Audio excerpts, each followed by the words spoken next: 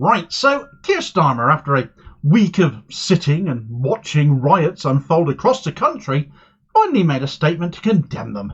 That was big of him, wasn't it? Though arguably, it was one of his worst media performances ever. They will face the full force of the law, he said. The police will be making arrests, he said. They'll be charged. You'll regret doing this, be you a part of the riots or whipping up and inciting hatred online. Well, in that case, I hope the police will be knocking on the door of number 10 Downing Street and bringing you in for questioning, Keith. Your hierarchy of racism in the Labour Party. Your own racist rhetoric against migrants. When you stood on a leadership pledge to make the moral case for it.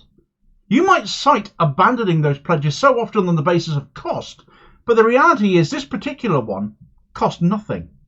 You chased far-right votes by demonising Bangladeshis in the election campaign, by demanding attendees at a Welsh Muslim centre return the hostages Hamas took in Israel, the rampant Islamophobia apparent for all to see. You have given these hard-right violent thugs licence to do what they are doing with your own rhetoric.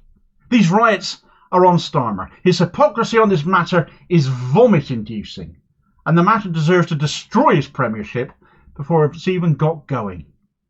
Right, so, Southport was just the start, unfortunately, which I covered about a week ago. We saw the far right desecrating a solemn vigil for 3 murdered children.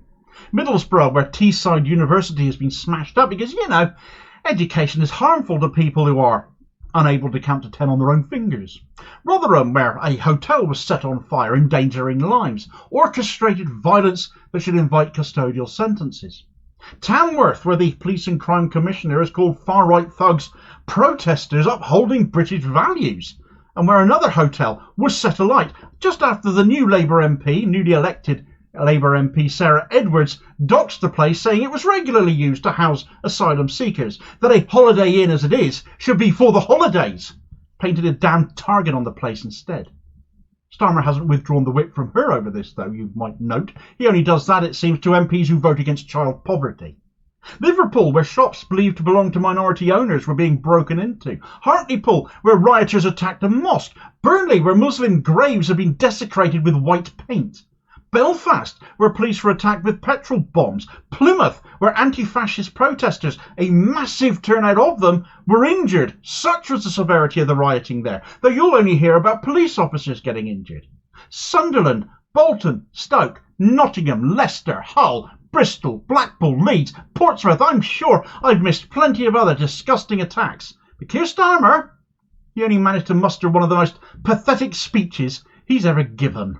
Be in no doubt, those that have participated in this violence will face the full force of the law. The police will be making arrests, individuals will be held on remand, charges will follow, and convictions will follow. I guarantee you will regret taking part in this disorder, whether directly or those whipping up this action online and then running away themselves. This is not protest. It is organised, violent thuggery, and it has no place on our streets or online. Right now, there are attacks happening on a hotel in Rotherham, marauding gangs intent on law-breaking, or worse. Windows smashed, fire set ablaze, residents and staff in absolute fear. There is no justification, none, for taking this action, and all right-minded people should be condemning this sort of violence. People in this country have a right to be safe, and yet we've seen Muslim communities targeted, attacks on mosques, other minority communities singled out, Nazi salutes in the street, attacks on the police, wanton violence alongside racist rhetoric. So no, I won't shy away from calling it what it is, far-right thuggery. To those who feel targeted because of the colour of your skin or your faith, I know how frightening this must be. I want you to know that this violent mob do not represent our country, and we will bring them to justice. Our police deserve our support as they tackle any and all violent disorder that flares up. Whatever the apparent cause or motivation, we make no distinction. Crime is crime, and this government will tackle it. Residents and staff living in absolute fear, he said in reference to those who were trapped in the attack in Rotherham.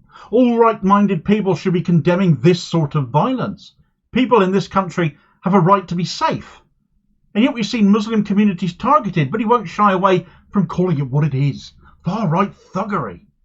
Oh, but let's not forget his words of reassurance for those targeted too. Well, I won't shy away from calling you out for your role in this, your hypocrisy and your emboldening and your encouragement of the far right in your own actions and your own rhetoric. There's a reason all of this has kicked off on your watch, under your government, because you, in your pursuit of right-wing votes, not just during the election but before as well, have driven this. And it is only right that other people of white privilege, like you, like me, pretty much the only thing we have in common is a pasty complexion, should call this out, should stand up and say, no chance, not in my name is this being done.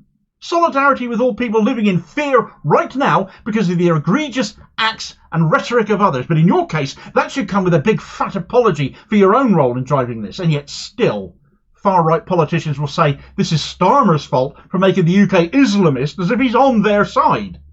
Nothing could be further from the truth. Starmer's incessant siding with Israel against Gaza, and most notably his refusal to apologise for saying Israel had the right to withhold water and power from Gaza, has done untold damage. He's gone on to insist that isn't what he said. You damn well did. I'm very clear. Israel does have that right to defend herself, and Hamas bears responsibility. A siege is appropriate? Cutting off power, cutting off water? Well, I think that Israel does have that right. It is an ongoing situation. Obviously, everything should be done within international law, but I don't want to step away from the sort of core principles that Israel has a right to defend herself and Hamas bears responsibility for these terrorist acts. And I would call on all responsible states, particularly Middle East responsible states, to call this out for what it is, and to stand with the world in utterly condemning these actions by Hamas. We will never let that video clip go for as long as you refuse to apologise for what you clearly said. And for as much as he denies ever saying those words, the fact he attempted damage limitation over it says otherwise. And this is exactly what he did whilst on a trip to Wales last year, where at the last minute he dropped into the South Wales Islamic Centre, where he spoke to the centre, led by an Egyptian imam. And he put out a tweet saying, "I was grateful to hear from the Muslim community of the South Wales Islamic Centre. I repeated our calls for all hostages to be released, more humanitarian aid to enter Gaza, for the water and power to be switched back on, and a renewed focus on the two-state solution." Not sure how Welsh Muslims can do that, Keith, given they were in Wales, and not in Gaza, and not in Israel. But presumably in Starmer's head, any Muslim will do. Anything is better than him apologising for what he said about water and power, because Keir Starmer never apologises for anything. Then there was all his continued stop the boats rhetoric and his border command idea to turn boats around, migrants not wanted. Instead of changing what went before under the Tories, let's slash sky-high migration. Let's reel Yvette Cooper back out. She knows a thing or two, doesn't she? Perhaps she'll bring her anti-immigration mugs with her. She's already used Rwanda flights to deport people back to Vietnam and Timor, but actually right-wing Labour's complicity in bashing migrants goes back a lot further even than Starmer, all the way back to, say, Jack Straw in the Blair days and his bogus asylum seekers comments. It's standard for right-wing politicians. This racist commentary emboldens far-right thuggery, and Starmer is just the latest one of them. But if he's scratching his head and trying to work out how it has come to this, he needs to look in the mirror. He's ignored the hierarchy of racism in his own party that he's overseen for years, from a report he had to commission that he chose to ignore for so long, refused to publish for so long, and hasn't changed his views or attitudes going into a general election campaign. He decided to scapegoat Bangladeshis in that campaign too, one of the most successfully integrated groups in British multicultural society that there is. He bemoaned why we weren't deporting them faster, because we had a returns agreement with them. despite that returns agreement being a Tory one and being less than a month old when he actually said it, as it happens. And the fact is, Bangladesh has been an authoritarian regime for some time, with clampdowns on freedom of speech and expression so severe there's been an uprising there recently. You might have heard a thing or two about it, and the Bangladeshi former Prime Minister has just fled the country. But sure, deport them faster back there again. Oh, incidentally, would you like to know where that former PM has chosen to seek asylum? Yeah, she's applied to come here. Funny that. Wriggle out of that one then, Starmer. If you want to deport the Bangladeshis, why would you welcome her? Moral case for migration, he once said. Binned off for a few far-right boats, and what a fine mess he's in now. All he has done is give the green light for people to attack ethnic minorities, and we're seeing it bear out on a large scale, a scary scale. The language of politicians matters. And now that Starmer is Prime Minister, it matters more than ever what he says. But instead of realising that, he's just doubling down like he always has. And it actually speaks volumes to his competence, to my mind. Because this is a guy who's supposed to be a human rights lawyer, who should know the power of words, who should know about what counts as a safe country, and what the legal standards for such things are. But as he has also shown repeatedly, he's a political pygmy. And also his attitude towards arms sales to Israel, for example, towards the plight of Palestinians, his refusal to back a ceasefire to the point it triggered mass resignations of Labour councillors around the country and triggered protests of outrage amongst people with a semblance of empathy in their souls. He is ambition before logic and common sense. Certainly no empathy. Indeed, many of the people affected around the country by these riots have shown actually the best of British in their responses. A clip that heartened me in all of this darkness this morning was an event in Middlesbrough, where members of the Muslim community came out with tea and biscuits for the police. Not always the people on their side, of course. Starmer presides over a country where there has been no change at all so far under his regime, where migrants are still to be derided rather than embraced, just as it was under the Tories, and continue to make this country what it is, to be targeted rather than welcomed. And therefore, these people, these riots that we're seeing, this far-right racist thuggery not actually a strong enough word, it's mindless criminality actually, happened on Starmer's watch. It's because of him, because of his words, because of his actions. And standing up and effectively trying to wash his hands of that in a pathetic speech to condemn, whilst as always ignoring his own part that he played in this, cannot and must not be ignored. This is Keir Starmer at his most hypocritical, and he has to be called out for it. His ongoing refusal to acknowledge his own responsibility here, his eternal refusal to ever hold his own hands up to mistakes and shoulder blame himself, is worn far too thin now. These riots should be his legacy. He's built them up. Sure, we can point to Tommy Robinson on his Ayia Napa sun lounger tweeting incitement, but he'd have no oxygen if it wasn't coming from people with even greater influence than he has. And sadly, we can point to migration headlines, we can point to scapegoating, we can point to politicians' words, we can point to Labour's hierarchy of racism, the party of government now, where only anti-Semitism ever seems to matter, and all roads lead to a man who won't take responsibility for any of it, yet thinks he can still crop up on telly and condemn actions he himself bears responsibility for, and we'll listen to him.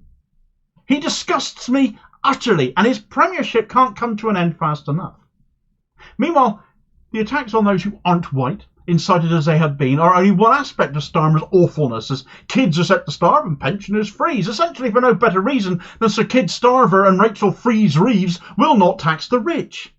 I bet there will be tax rises for the rest of us soon enough, though, won't there?